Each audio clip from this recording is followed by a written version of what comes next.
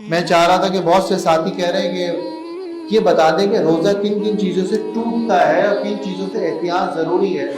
بہت سی چیزوں سے روزہ مکروہ ہو جاتا ہے، آپ کو پتہ ہی نہیں ہوتا آپ روزہ رکھ رہے ہو۔ تو بہت سے مریض ہیں، بہت سے لوگ ہیں جن کو میڈیکل یوز کرتے ہیں، اگر کوئی مریض خون ٹیسٹ کروا رہا ہے تو اس کا روزہ نہیں ٹوٹے گا۔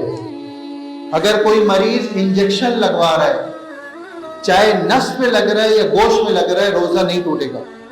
اگر کسی کی آنکھ میں تکلیف ہے، وہ آئی ڈراپ ڈال رہا ہے تو روزہ ٹوٹ جائے گا۔ اگر کسی کے کان میں کوئی مسئلہ ہے، تکلیف ہے، وہ کان میں قطرے ڈال رہا ہے تو روزہ نہیں ٹوٹے گا۔ اگر کسی شخص کو، جوان کو یا کسی کو بھی احتلام ہو جاتا ہے روزے کی حالت میں یا سحری سے پہلے ہو جاتا ہے تو اس کا روزہ نہیں ٹوٹا، وہ غسل کر کے نماز بھی پڑھے اور روزے کی ادائیگی بھی کرے۔ لیکن کوئی غیر فطری عمل سے، اپنے ہاتھ سے کوئی ایسا کام کرتے ہے تو اس کا روزہ ٹوٹ جائے گا۔ کوئی روزے کے دوران ہجامہ کرتا ہے تو ہجامہ سے روزہ نہیں ٹوٹتا۔ خود بخود الٹی ہو جاتی ہے تو روزہ نہیں ٹوٹتا، اگر انگلی ڈال کر الٹی کرتے ہو تو روزہ ٹوٹ جاتا ہے۔ اگر کوئی سانس کا مریض ہے اور انہیلر یوز کر رہا ہے، سانس کا جو پمپ ہوتا ہے اکثر لوگ یوز کرتے ہیں، تو اس سے روزہ ٹوٹ جاتا ہے۔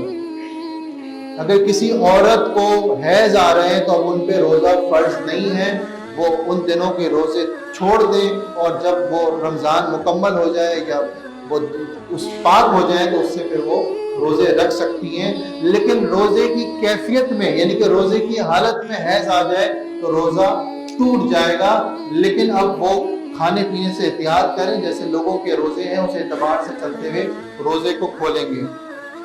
جو لوگ روزے کی حالت میں سگریٹ نوشی کرتے ہیں، تمباکو پیتے ہیں یا کھاتے ہیں، یا آج کل بچے شیشہ لیتے ہیں اور پتہ نہیں کیا کیا لیتے ہیں، ان کا روزہ ٹوٹ جاتا ہے۔ اگر کوئی روزے کے دوران گلوکوز کی ڈرپ لگاتا ہے تو روزہ اسے نہیں ٹوٹتا۔ ہونٹ خراب ہو جاتے ہیں، اس پہ بام لگاتے ہیں تو اس سے روزہ نہیں ٹوٹتا۔ ناک میں دوا ڈالنے سے روزہ ٹوٹ جاتا ہے، کیونکہ جب آپ ناک میں ڈالتے ہیں تو وہ ڈراپ آپ کے میدے تک پہنچ جاتا ہے۔ انسولین، جو شوگر کے مریض شوگر کی بیماری میں روزے کی حالت میں انسولین لیتے ہیں، ان کا روزہ نہیں ٹوٹتا۔ یہ شوگر کے مریض یاد رکھ لیں، وہ لے سکتے ہیں انسولین۔ جو حقہ پیتے ہیں روزہ ٹوٹ جاتا ہے۔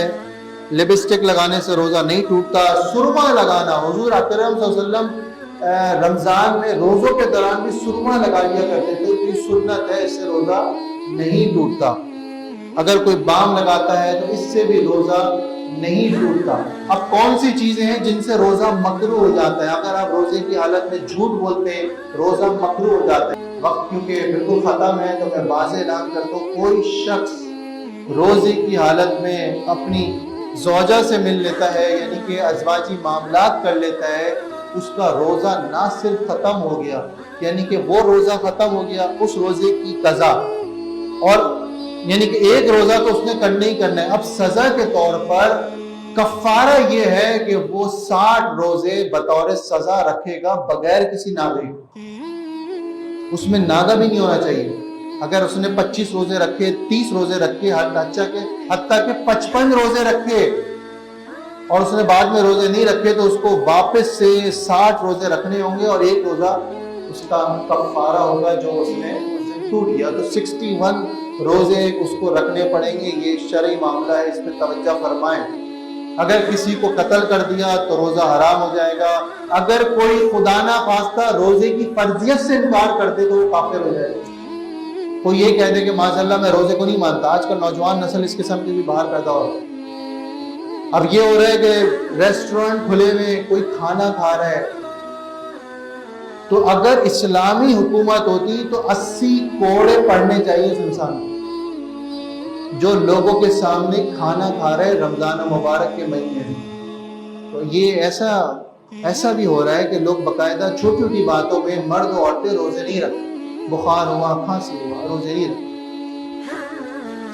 لیکن میں نے تو بڑے بڑے اللہ والوں کو دیکھا ہے کہ 80 سال تک، 100 سال تک بلا ناغا کسی وجہ طبیعت کتنی بھی ناساز ہو جائے لیکن روزے کو نہیں چھوڑتے تھے۔